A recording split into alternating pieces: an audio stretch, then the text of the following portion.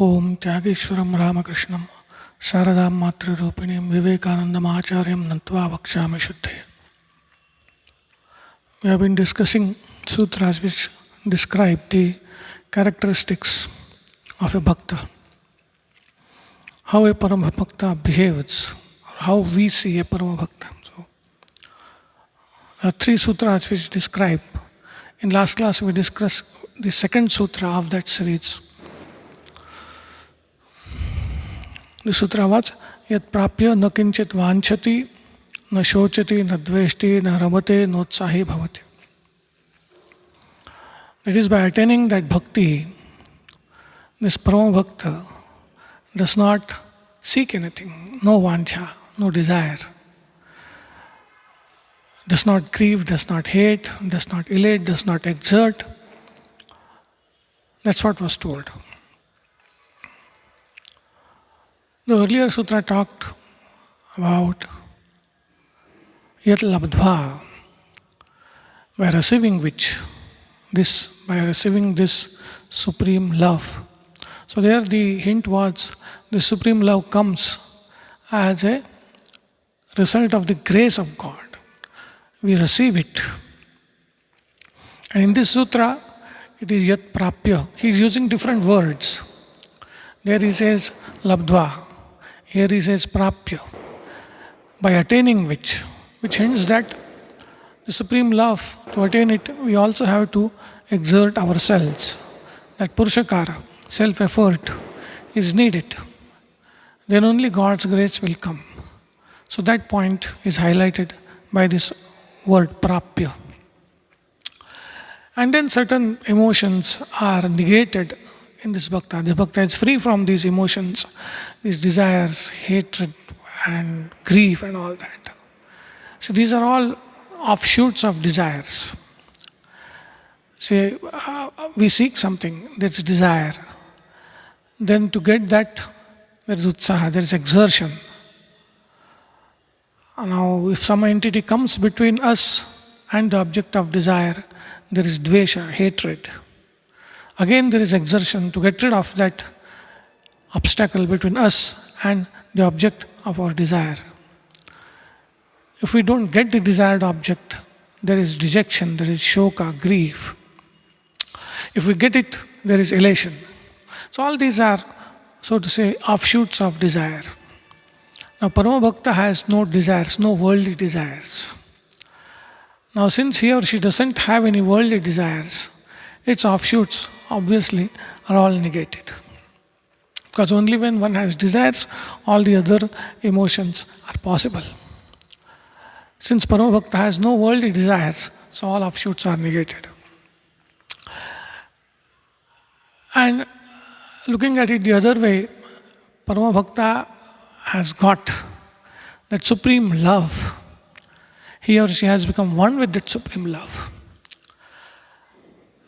Now, hatred comes when some entity comes between us and the object of our desire. But in the case of bhakta, dvesha is not possible because there is no entity under or above the sun which will come between him or her and the object of that love, which is God itself. The bhakta has become one with it. It is always with him or her. It can never be separated from him or her. So there is no reason for shoka.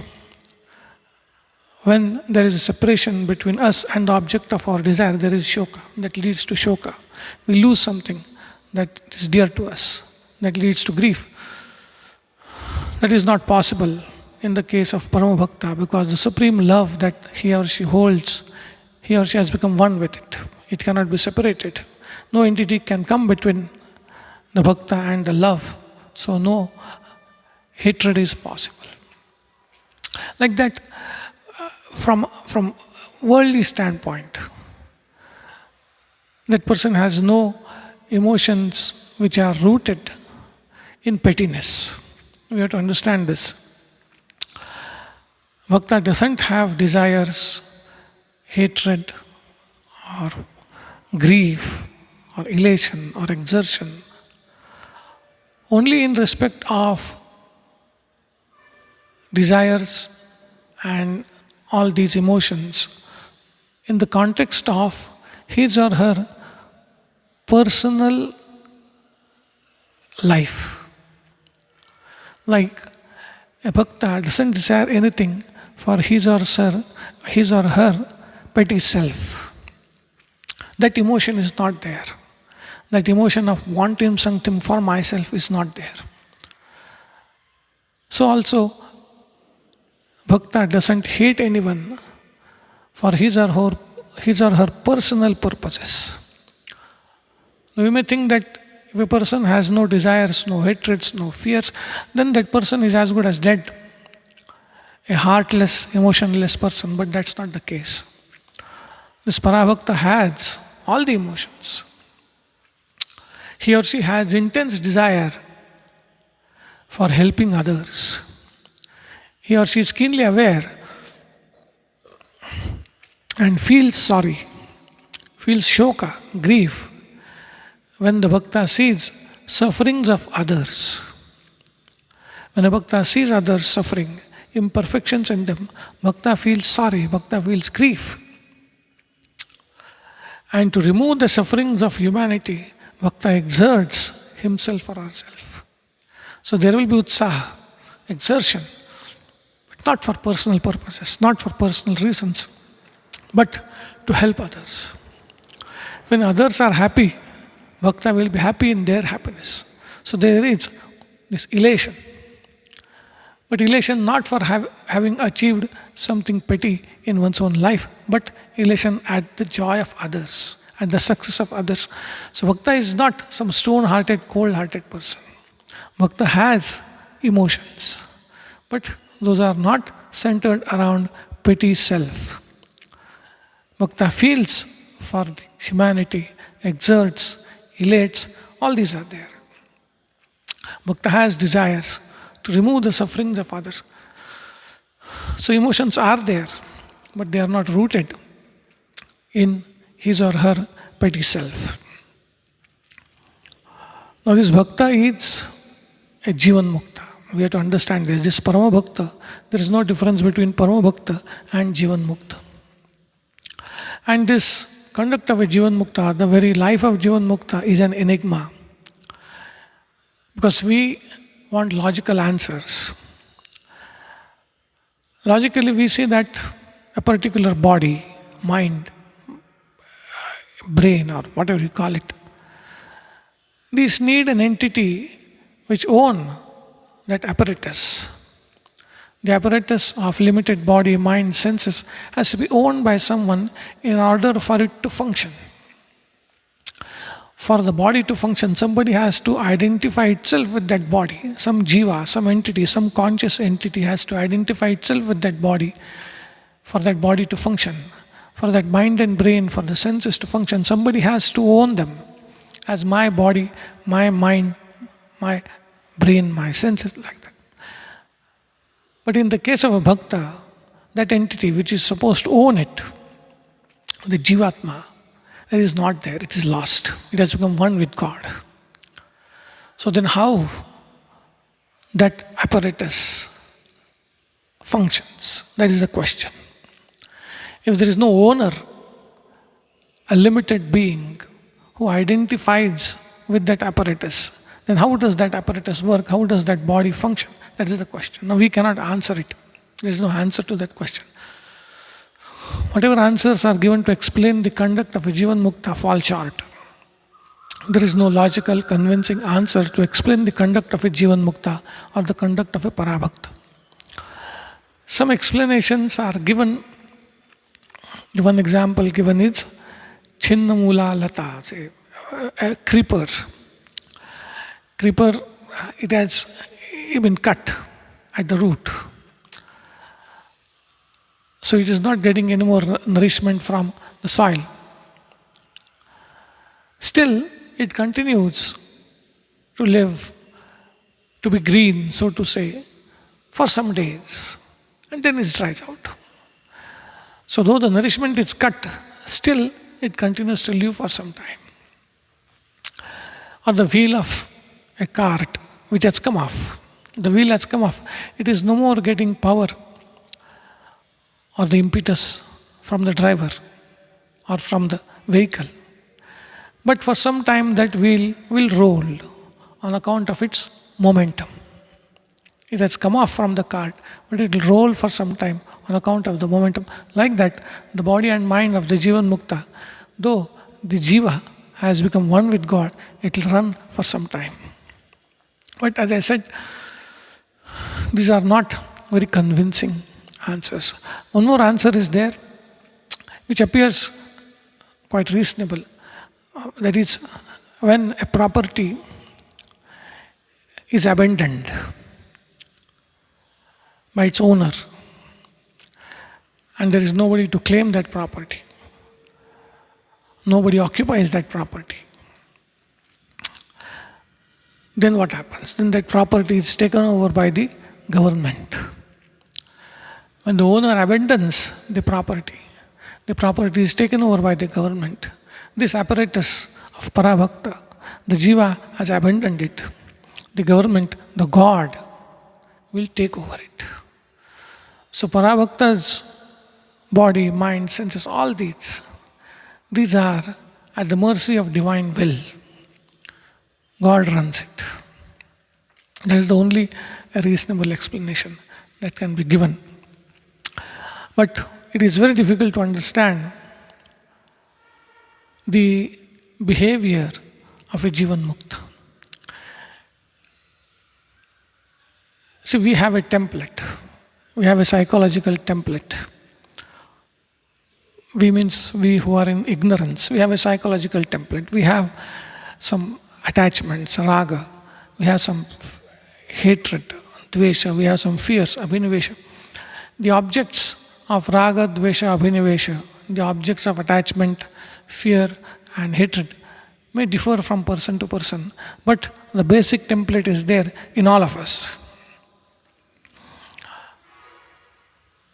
When we try to read another person, we try to read that person based on that template that we have, because we know the other person also has his or her template.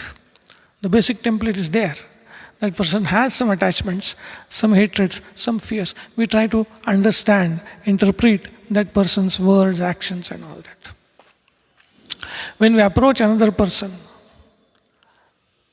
we approach with the template and with awareness, not the awareness that the other person also has that template. So we try to calibrate our behavior in the sense that we become appealing to the other person. We do not hurt other person. Like that, we can calibrate our actions, our conduct. We can understand, read other person's actions.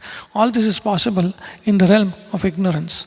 But when it comes to Jivan Mukta, all this fails. Because the Jivan Mukta doesn't have a template at all. The basic template of Raga, Dvesha, Abhinivesha is absent. So we cannot really read or understand the behavior of a Parabhakta. And we cannot expect answers, reactions, because the reaction comes from a person who has no template.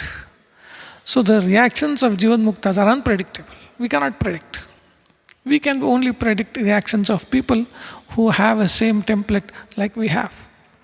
But we cannot predict reactions of Jivan Muktas, of Bhaktas, Parabhaktas, because they don't have a template. So these are the difficulties in trying to understand the conduct and behavior of a Jivan Mukta, of a Parabhakta. And next sutra, it is related to next sutra. That's why this subject came. The next sutra, there's the last sutra which describes the conduct of a Jivan Mukta. That the sutra is Yaj Jnatva Matto Bhavati Stabdho Bhavati Atmaramo Bhavati. That is the sutra. As usual, Yat is referring to Parabhakti. Jnatva is knowing. So by knowing which? Knowing Parabhakti, what happens? That person becomes matta. Now matta translation is intoxicated or insane. Becomes stabdha, motionless, inert. And becomes atmarama, delights in the self. As we said earlier, these characteristics of Jivan Muktas or Parabhaktas and the sutras which are describing these also give us some hints, some more angles about the nature of Parabhakti. These also highlight some of the facets of Parabhakti. As we study the characteristics of Parabhakta, some more facets of Parabhakti are highlighted. And for that we have to recollect what we have discussed earlier. First is the first or second word in all the three sutras. First sutra, it said yal labdhva, by receiving which, hinting that Parabhakti is a result of God's grace. Second sutra says yat prapya, by attaining which, hinting that Parabhakti is a result of one's own personal efforts. So God's grace comes when our personal efforts end. And this sutra is telling yat jnatva, this Parabhakti is to be known. So it is received by grace of God as a result of our personal effort. It demands our personal effort. But ultimately, it is knowing.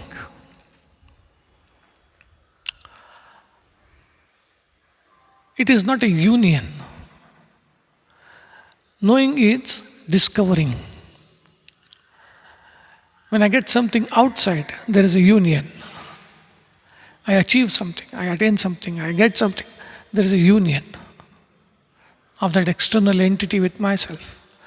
But this Parabhakti, Narada Maharshi says, yes, jnatva, by knowing, by discovering. Meaning, it is with us. It is praptasya prapti.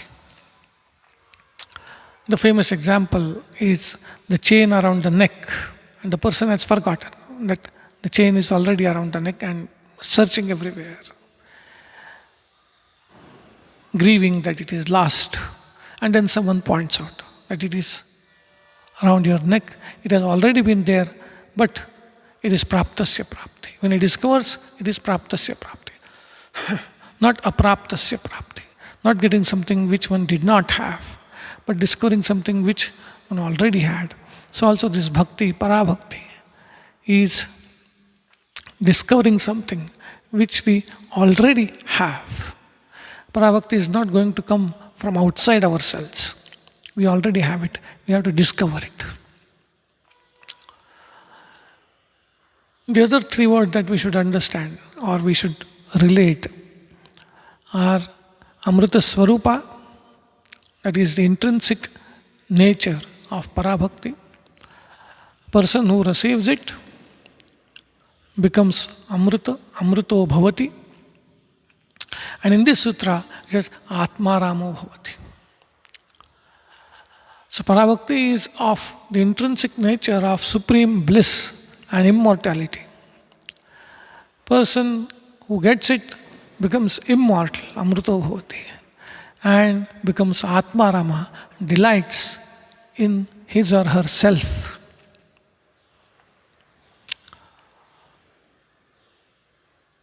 Along with that, it is yajñatva. It is with us all along. So when you put these together, what we get is this, that the supreme love that Narada is talking about, that is the context, is our own self. The immortal, blissful self of ours. Discovering it is attaining, receiving, getting. So Parabhakti is not something outside. It is our own self, and that is why Narada says when it is discovered, the person becomes Atmarama, delights in the self, because he has discovered himself to be bliss itself, to immortality itself. That Satchidananda Swarupa Ishvara, that Ananda aspect of Ishvara, that is what Bhakta discovers. Ishvara is our own self. that Ananda aspect is what is called Parabhakti. Bhakta discovers it not in his or her own heart per se, but as his or her self, as the very fact of our existence, as the reality of our existence. So this Parabhakti is not something outside. It doesn't come from somewhere outside. It is our own real nature. It is the reality of our existence. So this Bhakti Yoga, or the journey of Bhakti, is our journey towards the fact of our being, towards our own self, which is Amrita, which is immortal and which is bliss itself. That is Bhakti Yoga.